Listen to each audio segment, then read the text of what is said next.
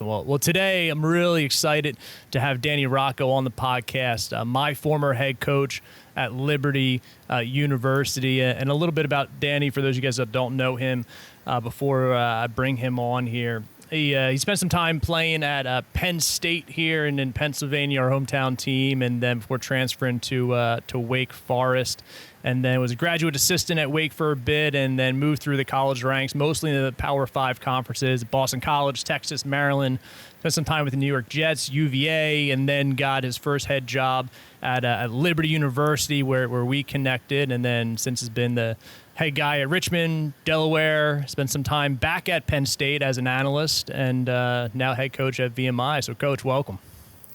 Hey, Ryan, thanks a lot. I'm excited to be on, and I really feel like it's a privilege to be able to share some of the experiences that I've had. And I've had an opportunity to do a lot of things and see a lot of things. And, that tour of duty that you referenced, doesn't necessarily make me good, but it certainly makes me a guy that's been around, seen a lot, learned a lot along the way. And hopefully I've been able to impact a lot of young people that had played for me over the years. Yeah, well, and you think about that, going back to your time in college football at Wake Forest, it's been 40 years.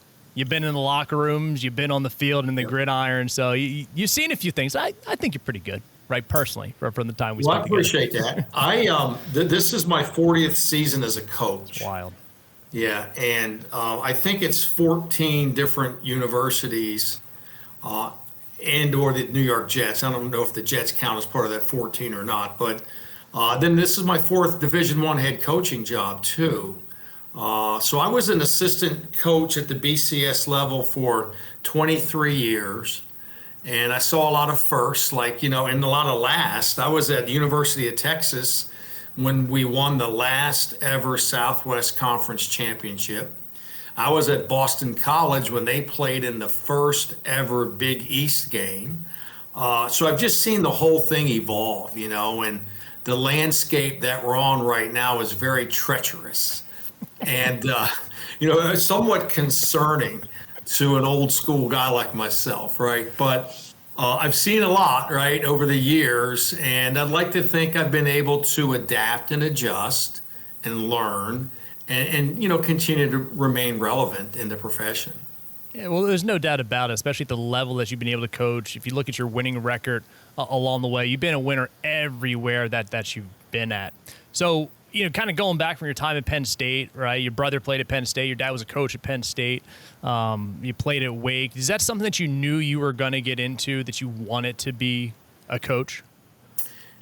Yeah, Ryan, I grew up in a family where my dad was my high school football coach and my biology teacher, so we couldn't shake it, right? So my brother Frank, who's 1 year older than me, and Frank's still the head coach at Liberty Christian Academy there in Lynchburg, Virginia. Frank and I were ball boys, managers, when we were 8, 9 years old, right? We were shagging punts at camp for my dad's teams. And, so it was just in our blood, in our DNA. And the thing that's neat for me, like when I look back on all of it, like if you were to meet me for the first time, even if it's in town here in Lexington, and I don't have my VMI shirt on, but you'd have to ask me a lot of questions before I told you I coached football. And like my first response, someone says, "What do you do?" I say, "I'm an educator." That's what I say. And if they're happy with that answer, then that's the end of the conversation. Easy enough. Easy enough. But like if they want to know where, okay, I'll say I'm an educator at VMI. Good enough, all right? If we're done, we're done. Now, if they want to keep probing, they keep probing. Then I'll say I'm in athletics, and then I'll say, okay, I'm the football coach. But so to me, I really have always seen it that way. Like I'm an educator, and that's how I was brought up. And I feel at the end of the day, that's my obligation. And that education piece is, you'll resonate with this, Ryan, but whole person development. I mean, it's real. There's an idea. 4 wheels. The 4 wheels. I'll get Dr. Gomes in here and he can make the presentation for us. But like at the end of the day, you might have a flat tire, right? If you're not actively paying attention to academics and athletics and social and spiritual elements of your life, right? So somehow, some way, that has stayed with me through the years. And I think from school to school, it sounds a little different. It resonates a little bit. The messaging might be a little bit different, but the truth is the same. All areas of your life are important. And I think as an educator, that's you got to recognize that, and you got to be able to tap into that. So I feel like I'm obligated to address all those areas in the lives of our football players. And then, my specialty would be coaching football and then team building and motivating, but I would still say that I'm an educator first. Love it. Love it. Now, how has your motivation tactics changed over the years, right? I got this vivid image that's burned into my brain. I can't say all the words that I think you said back in the day here, but you misunderstood me, I think, Brian. So there was a few guys that got into a fight. Things went haywire, and you said, when I was younger, I would have done this, and I was a little bit older, I would have done that, and I grabbed you by the face mask, but today I'm trying to stay calm. All right, so just go run some laps. So how has your motivation approach changed over the years with generations as kids change? It's amazing. It really is, because it's probably changing faster now and almost in real time. Year to year almost. I think since COVID, we are actually dealing with a categorically different mindset of young people that are coming through high school and into college. I think for me right now, I'm probably a little more calculated. I am probably a little more patient. In terms of, when I express my emotions, so to speak. I think in saying all that, though, the things that matter most back in the day still matter the most. And that's the ability to get people to buy in, the ability to get people to be selfless and think about their team. You may recall this, I don't know how far along I was in my profession when I started talking about, the hardest thing I'm ever going to ask you to do is to have your first thought, your most subconscious thought, to be about our team and not about yourself.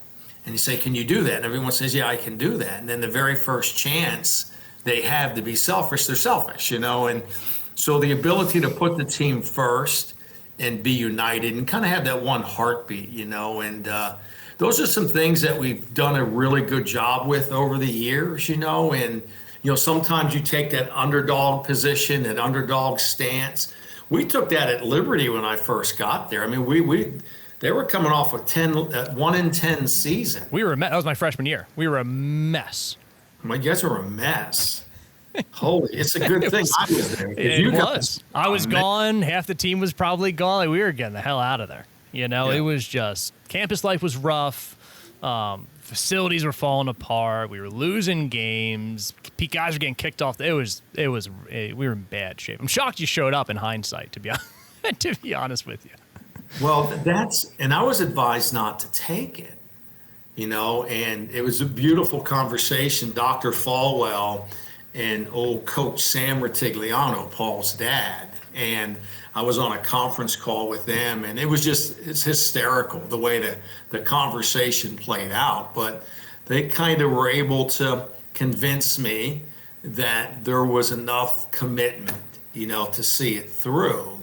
And I'll say this, Ryan, and you don't have to agree with this, okay? But I've been around it enough and have followed it enough, Liberty, and was part of it long enough to have an opinion. I'm allowed to have my opinion, right? So, like, my opinion is kind of the idea that when we were there, when you first got there, Liberty was really a ministry trying to function as a big university.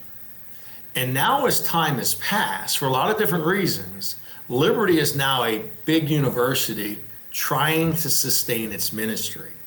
And I don't really know that one is right or one is better. but I just think in my translation of that experience, I know when I went there, to a lot of people, football and athletics was certainly not a primary No. focus at Liberty, right? So we climbed a couple rungs on the ladder, I think, and we created enough energy, enthusiasm, and maybe even purpose, to kind of move forward. So I'll always be appreciative of that opportunity and then really proud of the accomplishment. Yeah, because we went from a 1-10 team my freshman year to my senior year being ranked in the top 15, top 10 at times, finishing 10-2. With, a lot of guys you brought in that transferred, but, really a core that was kind of already there and starting to go through that transition. So being advised not to take the job, right, that's showing up and seeing what we had to work with, were you optimistic about what the potential was? You're like, I got my work cut out for me here. Well, what I remember initially was my first team meeting with you guys. I felt like you were all very much depressed and almost like whipped puppies. Like you just kind of just didn't have any sense of like accomplishment, confidence. You know what I mean? Yeah. So like you guys, the one thing I would say is, but you were all leaning in. Like everyone was like, okay, I want to listen and I want to be led because right now I know what we're doing isn't working. You know what I mean? So there was this like-mindedness or this commitment, like to kind of following my lead, right? So in my staff. So like, whether we were categorically right, wrong, more right than wrong, we knew we were going to get a group of young men that were going to follow our lead, So that was encouraging, right? So that was encouraging to me. I wasn't stepping into an environment where people felt, we have all the answers, coach. I mean, I know what I'm doing. I don't need you, that type of thing. Yeah. We're okay as we are. No one had those thoughts in their mind. So it made you feel needed as the head coach. And like, it's not just like the head coach. It's not like just in coaching, but when you step in any role of leadership, there's some real value in knowing that you're needed. Like you're being perceived as being needed, right? And when you get to that point, I think it's easier to take ownership. Okay, they want to be led, here I am, let's go, here's where we're going. Instead of feeling like every day you're trying to convince somebody to pay attention to what the heck you're saying, because I know more than you. You know what I mean? Yep. So that was encouraging. But beyond that, there wasn't a whole lot of things encouraging in the context of facilities and the direction, the temperature of the program, Yeah, I do. I know very well, right? It was a rough time, but we started internally, I think, seeing the change where like we had only one way to go is up, right? That's right. And we had a staff that didn't seem to care about us too much before, and things were moving in the right direction.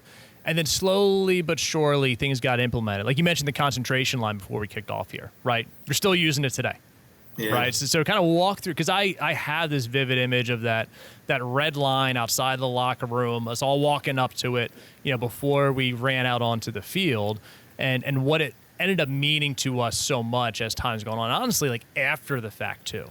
We got problems at home, we got problems with our families, money, jobs, economy, this and that. So it plays a huge role. So for our teammates that aren't aware of that concept, kind of walk like where that came from, why that's so important, why you've used it, since 2005, I should say, really for the last 20 years as a head guy. Yeah, well, I appreciate you saying it. I think so much of what we do is appreciated and actualized later, and that's okay.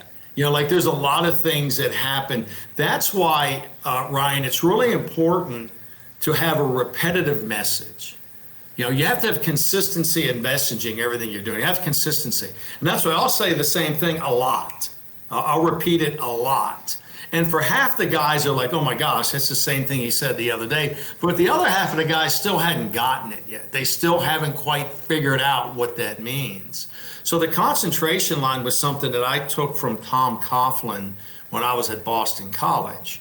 And Coach Coughlin, who went on to be with the New York Giants, I think he won 2 Super Bowls as the head coach. But it was just really symbolic. It's symbolic of the idea that practice begins at this line. Okay, this is where we begin. And when we gather, we always gather as a team. So it's this idea that we don't just run out of the locker room and go to the practice field and blow the whistle, oh, everyone's running around. You can do that, but once we we assemble as a team. So it's the image of assembling as a team at the concentration line, which is symbolic of your focus. Okay, you're coming together, your unity, and then taking the field together. And then the thought goes on to really reflect the idea for the next 2 hours. Whatever is happening out there, you can't do anything about it. If you have a test tomorrow, if you're having problems with your girlfriend, if you have issues at home, if you can't pay your rent, where are we going to eat dinner? It doesn't really matter for 2 hours. So it's that idea of like coming together, being united, focusing on the here and now, and then competing for 2 hours. And then at the end of practice, you cross the concentration line. Now you're back into another world. Yeah. And for a lot of you guys, and it's the same thing here at VMI, for a lot of you guys at Liberty, I don't want to say your safe place because that doesn't sound right, but like your place of expression was inside those lines.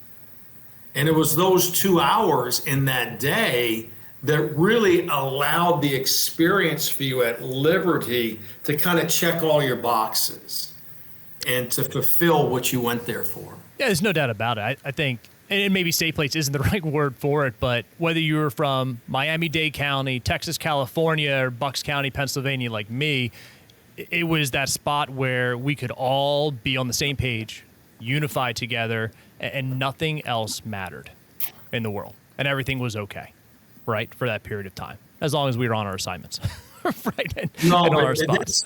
That's well said, because there's nothing that really exemplifies diversity like a college football locker room. And you can break that down to everyone, geographically, socioeconomically, racially, religious. It kind of doesn't really matter, right? And that's beautiful, the way you said it. I mean, you go to the concentration line, it doesn't really matter. We're all getting ready to do something together. Yeah, love it. So talk to me about Liberty a little bit, maybe some of just your fondest memories. Then I want to get into, some of the financial side of things.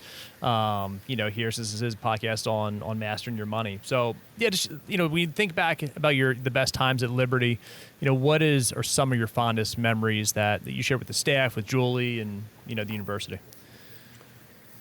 Well, there's quite a few. I think the biggest thing is and was to me just the relationships that I made, right? So, I have 2 people that I just recognize as being categorically the best ambassadors for Liberty Athletics, Liberty University, the mission of the university, and the game of football and athletics. And that's Bill Gillespie, our strength coach, and Ed Gomes.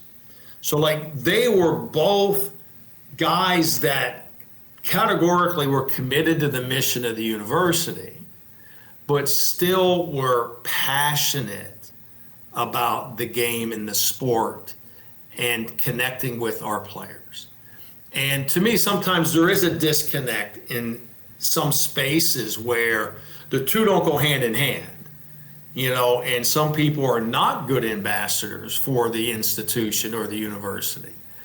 So to me, they were great examples of guys that were really warriors for their faith and really for their players and their kids in the game of football. That impacted me in a really big way. And you know Coach Gillespie very well, like how Bill would say, I mean, you could be a Christian and knock them on the ground. It's like Yeah. you can help them up if you want, but there was this reality that no, we're not soft. We're tough. We're physical. And this needs to be demanding. And so that helped me really shape some things in my mind. Not having been at Liberty before and kind of having spent the previous 23 years at these BCS schools. But I really feel like it's kind of the hanging of the banners. And then the things that still resonate with me are the pictures that we have of, I have some up here on my walls, but of a lot of them are back home at the farm, but the team celebration. Yeah. We have a team celebration with guys standing there like this with 4 fingers up to demonstrate their 4th consecutive conference championship.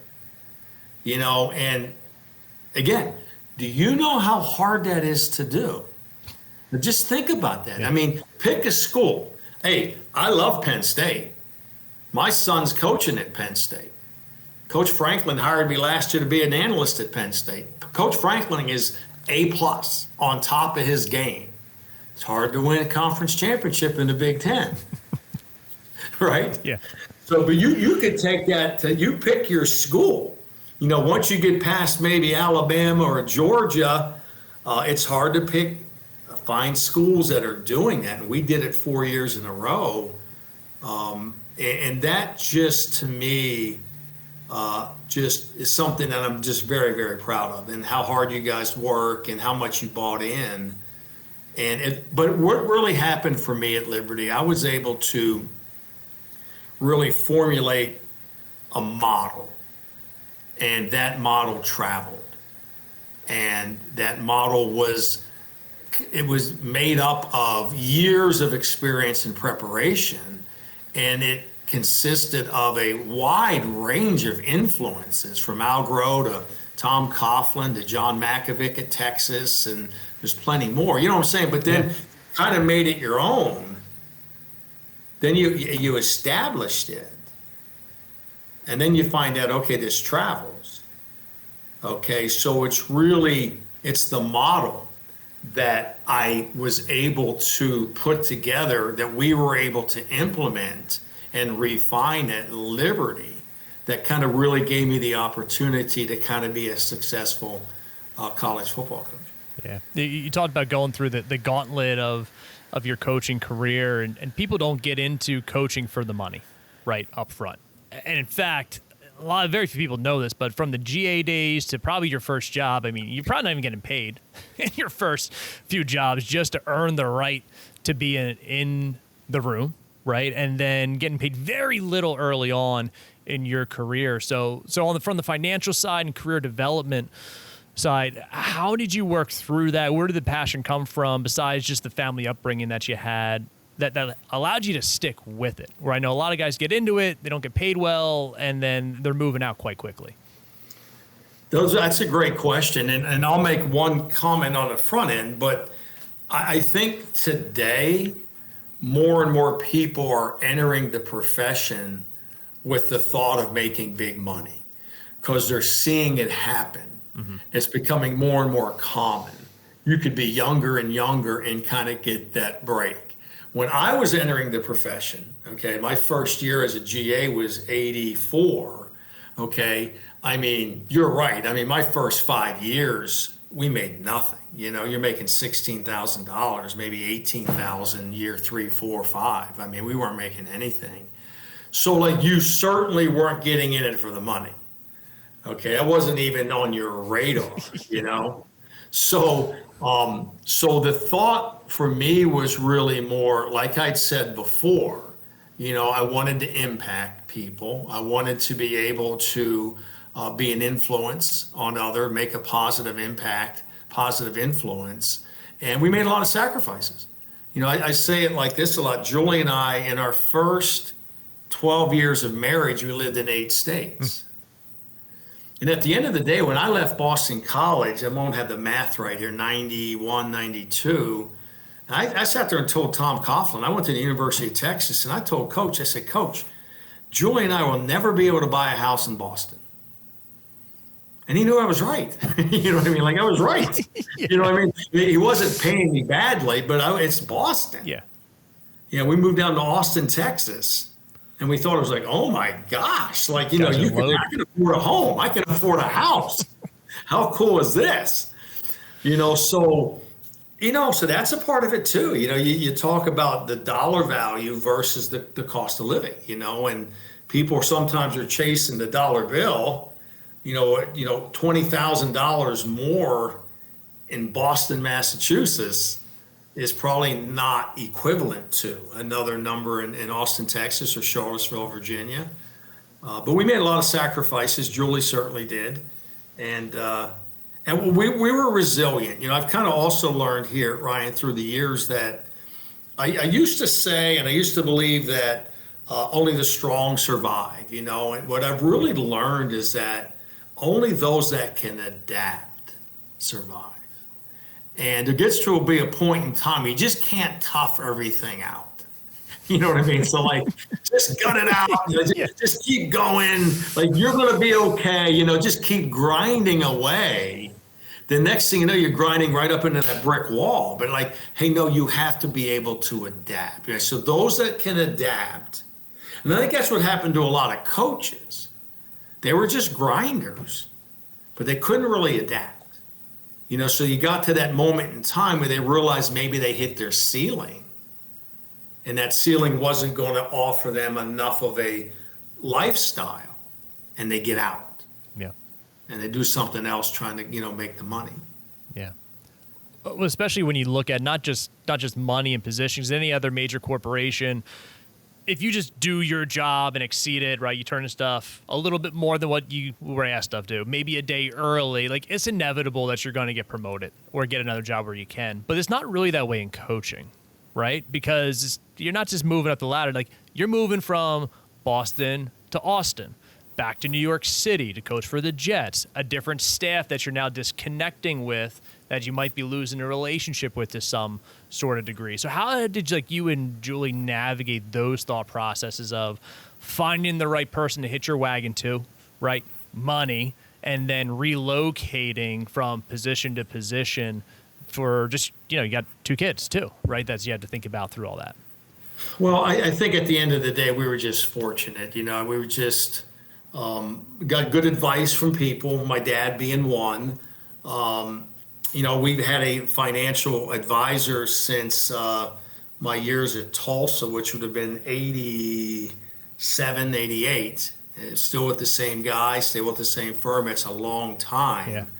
And, so we were having the right conversations, I think, and having the right conversations, you usually are able to kind of filter out what matters most, and kind of get to the crux of the decision, and it's not really about, like you said, it's not really about coaching at Boston College. It's about really, is this the right place, the right time? And again, to be totally frank with you, I've worked for some really good men, and, I've had head coaches who in 2 consecutive seasons, like when I had opportunities, they would say, hey, Dan, listen, Danny, this is not the job for you. I want you to stay. I don't want you to think I'm being selfish, but that's not the right job for you. This is a better job. These are the reasons why. But then the next year, when you get that next opportunity and you go sit in his office, he says, no, hey, Danny, you got to go. This is the one you've been waiting for. This is the one that separates you. You know what I mean? So yeah. I've been very fortunate to be around those kind of people who were also committed to me, not just their own programs. Yeah. And your son's a young coach at Penn State, right? And there's other young coaches that are out there. How important is that, do you think, as guys that are coming up, right? To surround yourself with a healthy environment, head coaches, coordinators, staff that is really going to look out for your best interest and provide you a great platform to grow in your career? Yeah, I think it's critical. It's those relationships that I think keep you on track. You know what I mean? Because like it's easy for me even to talk to you, Ryan, and like say something because I was your coach, right? So I mean, if we were working through something and I felt like you're heading in the wrong direction, like I could tell you that.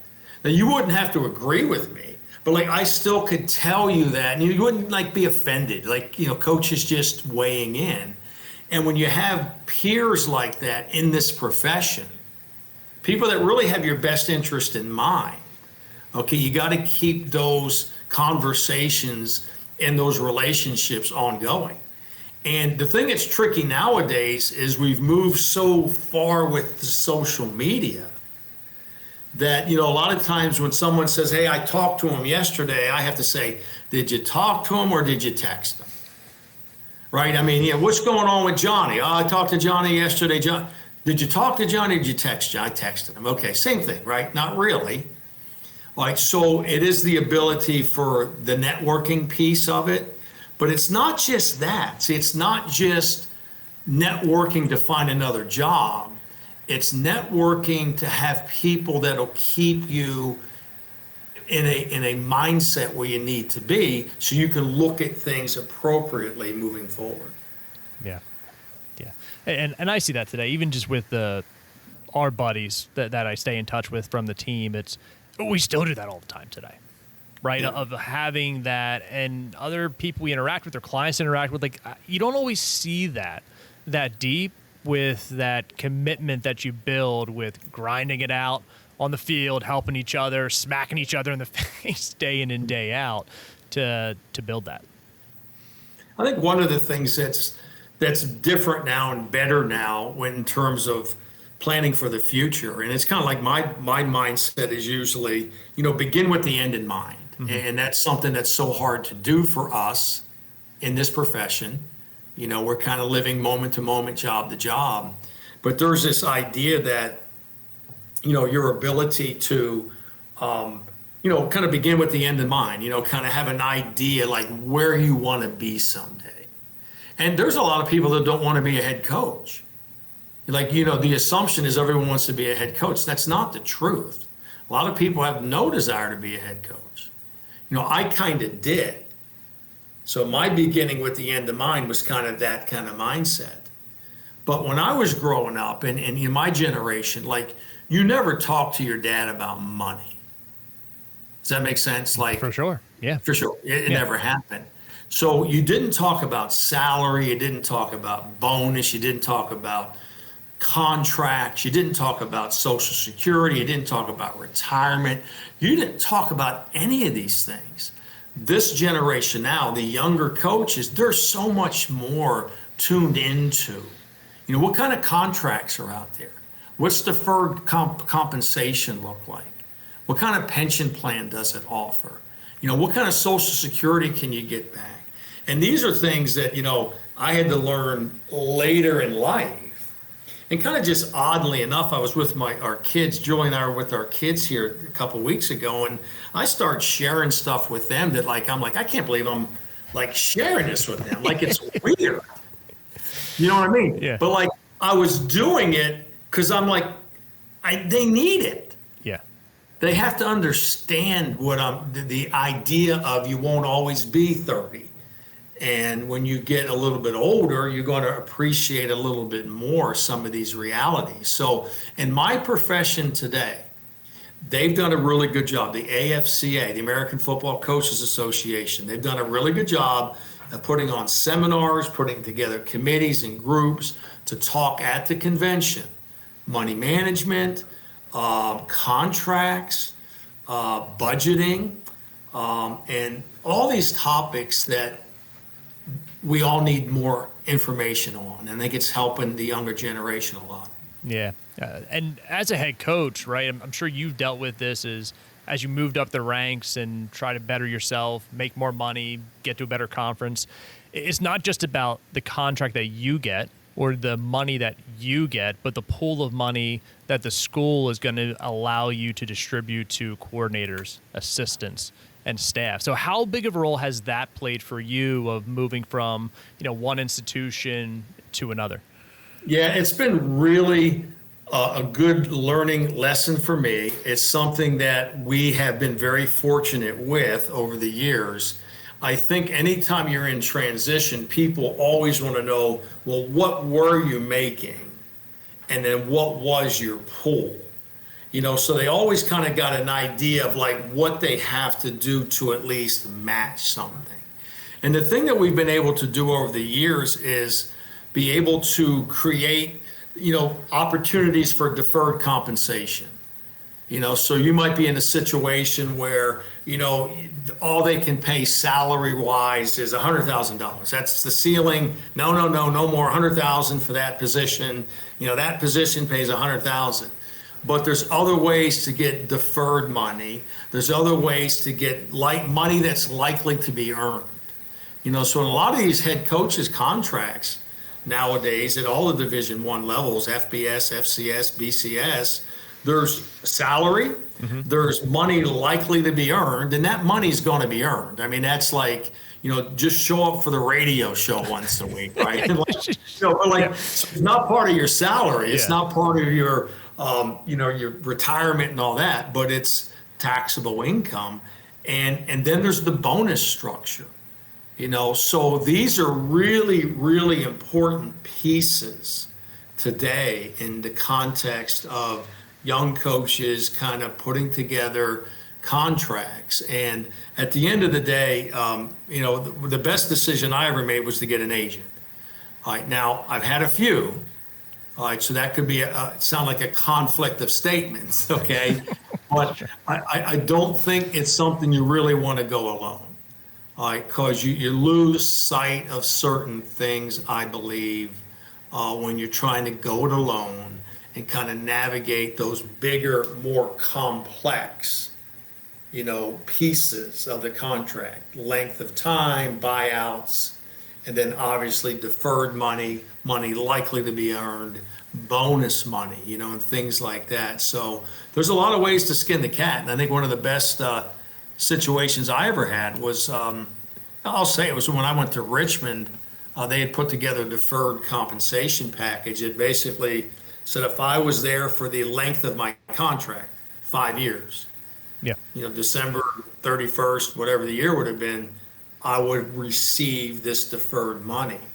And it was very real, you know what I mean? And the front end money was probably very similar to what Liberty was paying me. It's not like they paid me more money. They couldn't, but they were able to do something like that. Does that make sense? Absolutely. And then, so when Joy and I got to that moment 5 years later, you're like, wow, I mean, that was a good decision for us, to make that decision at that time, and it might have been the one thing that kind of allowed me to say yes, you know what I'm saying? And because you're always looking for those reasons to say yes or reasons to say no. Yeah. And how important, I guess two questions on like how important was the agent perhaps in crafting that contract and negotiating that for your behalf? Because for most coaches, and I work with NFL players, right? We got a lot of coaches at the BCS level, at your level, and I'm like, I don't know what the contract says. So like, is this available to me? Is it not available to me? Like, can I ask for this? Can I not ask for it? So navigating what's reasonable, right, for you to ask for. And then kind of second piece of that is, at what point in time do you think a young coach or an up-and-coming coach should start to seek out an agent? Yeah, so the first question, I think that, and I don't remember exactly who said it to me this way, but he said, as an agent, so it's not what's reasonable, it's what are they willing to do? So like they may be willing to give you more up front, knowing though that these other pieces won't be as big. More times than not though, they're more willing to give you money either in the back end or money that shows up as likely to be earned, because they don't necessarily want to have that dollar value out there. This is the salary right here, right? So we'll make up the number over here. So the kind of thought to me is, what are they willing to do? Are they willing to talk about deferred compensation? Are they willing to talk about really legitimate bonus structures? Are they willing to talk about extensions and the length? Okay, so once you kind of find out what they're willing to talk about, that's where the agent, I think, got involved to really negotiate in those spaces. Because quite often, unless you're really at the BCS bigger, so there are some ceilings. I mean, it's, Sure. it's the world we live in, right? I Yeah. mean, it's your world. You're dealing with salaries, and this is what it's paying, dude. I mean, either take it or I'll find someone else, Yeah. at this. And the age question is really, I think, a hard answer because I think it's different for different people at different stages of their career. I think it becomes more and more important as you are either looking to be coordinators and head coaches.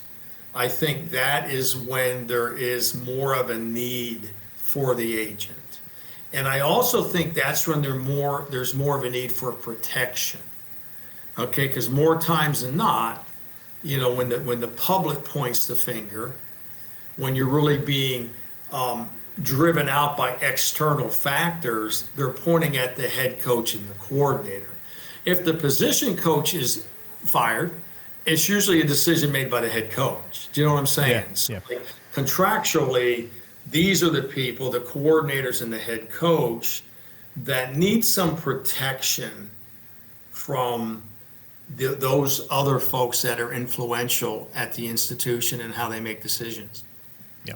Well, time's flying by here. I want to wrap up with just a few quick questions with you. And as you look back over, your 40-year coaching career, what's maybe the worst money move that you've made contrasted by, the best money move you've made? Well, we never should have bought the Escalade. I'll tell you that right now. Was that the deferred comp that Richmond got you? Great No, deal, cash it out, Escalade. We put the deferred comp on the farm, There you so go. we're never going to backtrack on that. So, Julie and I have an 8-acre farmette in Chester County, PA, as you know, and that's where the deferred money went. So that kind of got us in there. But I jokingly said the Escalade, but it was kind of like a moment in time where you kind of hit the jackpot. You kind of you won the victory total, you won the conference, coach of the year, you had all these accolades that came in at one time, and they triggered all these different bonus monies, right? And it all kind of trickled in at one time, and it was like, what are we going to do with the money? And we got the Escalade. Hey, I got this old red Jeep that still kicking along. I remember that thing.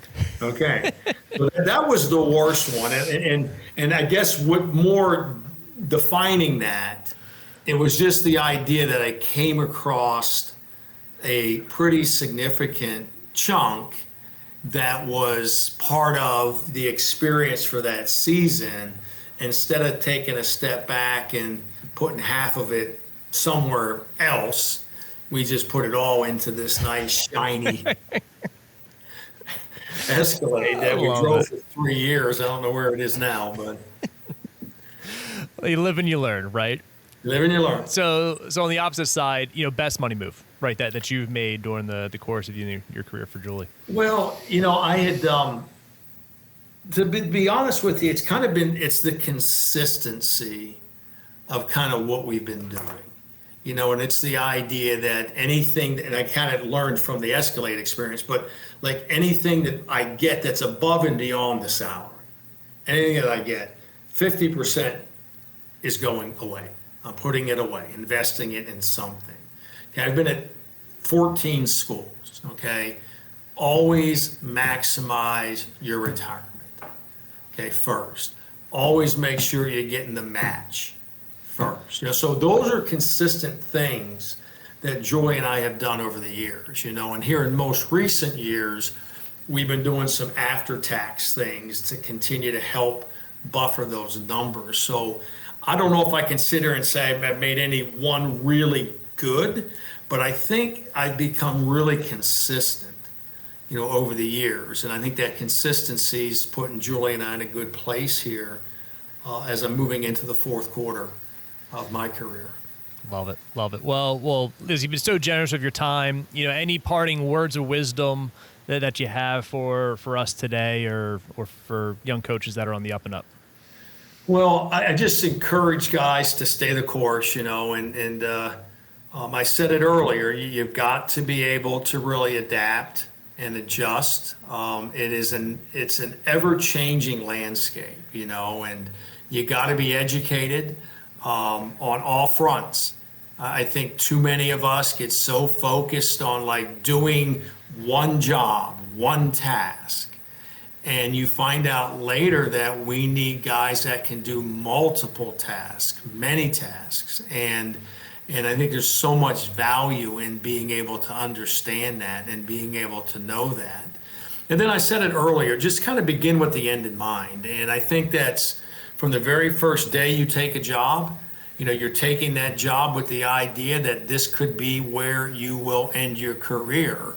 Because one day you will take a job and you will be there to the end of your career. So you might as well treat every job as if it's that job. And then I think lastly, I'd really encourage coaches, young coaches, to try to think like the head coach.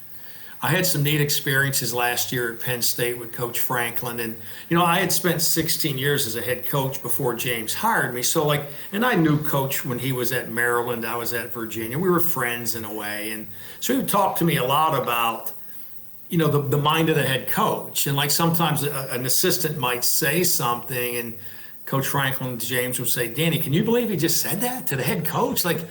What's he thinking about? You know what I mean? But it's what is he thinking about? It's the head coach doesn't think like that. And I think the sooner, the earlier an assistant coach can start thinking, why did coach say that? What made him say that? Don't brush it off think about the reasons behind the words. And then you start thinking like a head coach, and then you train yourself a lot differently. And I think that's how you advance. I really think that's how you advance. When I left the New York Jets to go to Virginia, I had a chance to stay in New York. This is 2001. Al Groh was the head coach of the Jets. He left to go to UVA to be the head coach of Virginia, his alma mater. I was going to stay with the Jets. Now, I played with Al Groh at Wake Forest. He was my coach. I was going to stay with the Jets. He called me after a week. He was down in Virginia. He said, Danny, what do you want to be? I said, I want to be a head coach. He said, well, do you think you're going to be a head coach in the NFL? And I said, no, I never played. This is my first year, whatever. He said, come with me and I'll train you and I'll expose you to every decision I make. I'll include you. All right, so I signed on for that. And I tell you what, Coach Groh did exactly what he said. I was his assistant head coach, his recruiting coordinator, his linebacker coach. And every time he had a decision, every time he was in a big meeting, he included me. And I started to think like a head coach. And the funny thing about this, and you'll appreciate this, okay? So we're in 2005, finishing up our season. And I shouldn't say that, we're a little earlier in the year, 2005. And we go down, we lose a game that people don't think we should lose, okay? It was actually to North Carolina. And we get beat. And Coach Groh had a radio show. Have you heard me tell the story? I have, yeah. It's a great story. Yeah, it's a good story. So you were consistent, I'll tell you that. Yeah. Coach Groh had a radio show and on the Sunday night. So Coach couldn't do it because he had to go to a banquet. I think it might have been a funeral. He had to go to a funeral. So Coach Groh asked me, he said, Danny, will you do the radio show for me Sunday night? And I said, yes, sir, I will. He said, you better be aware and alert because the UVA faithful are going to come at you hard. The critics are going to show up. So I sat there and I answered the questions. I did the radio show, the whole bit. The next day, secretary comes in my office and says, hey, you have a phone call from a Dr. Jerry Falwell. And I'm like, what? So Dr. Falwell's on the phone. He wants to talk to you. All right, put him on. So Dr. Falwell's on the phone and he says, hey, Coach Rocco. He goes, this is Jerry Falwell. How you doing, sir? He said, I want you to know I listened to the Al Groh radio show last night.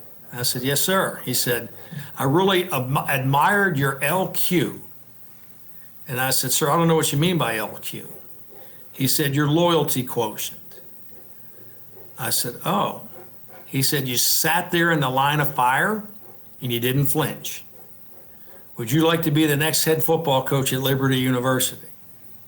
And I said, Dr. Falwell, I didn't know the job was open. And he said, it will be real soon. Oh, I love So Coach Crow, he did exactly what he told me he'd do. He gave me an opportunity, and they had a great system. He was a Bill Parcells, Bill Belichick, Tom Coughlin disciple. The philosophies, the things that matter most, matter most. And I got trained in that culture, and I learned in that environment. And then Dr. Falwell gave me an opportunity. I was so anxious to be a head coach to try to implement some of these things. And then, here it is, that opportunity created itself. Yeah. Yeah, well, I absolutely love it. And I know we're at time. You got to hit that concentration line, head to practice. Now, listen, last quick question. You guys run the wing tee? No, sir. Thank the Lord. Thank the Lord. Right? You're going to be out there cutting a lot of guys. We're going to cut you. One of my favorite experiences with you is trying to cut me and your nephew. And it's cold, rainy, end of the season. You were grinding us hard. But well, Chris still says he cut me, but I don't really remember coming off my feet. I'm on his side. I saw it. I saw it. You told me to come at you. I said, hey, I'm not family. I'm staying away from this one. All right? Chris, have at him. So Chris is +1. That's fair. I love it. I love it. Well, Coach, Appreciate you. Yeah, thank you so much. And just on behalf, I know all of our teammates, we appreciate you so much and all you've done and the impact you've had on our lives of educating us and pushing us forward and giving us a really solid foundation out of college to propel us forward. So thank you so much. Best of luck this year. And I wish we had more time to get a lot of other stuff, but maybe some other time. But I appreciate you, Coach. Hey, Ryan, I'm proud of you, buddy. Thank you. Thank you, sir. Okay, bye-bye. Have a good one.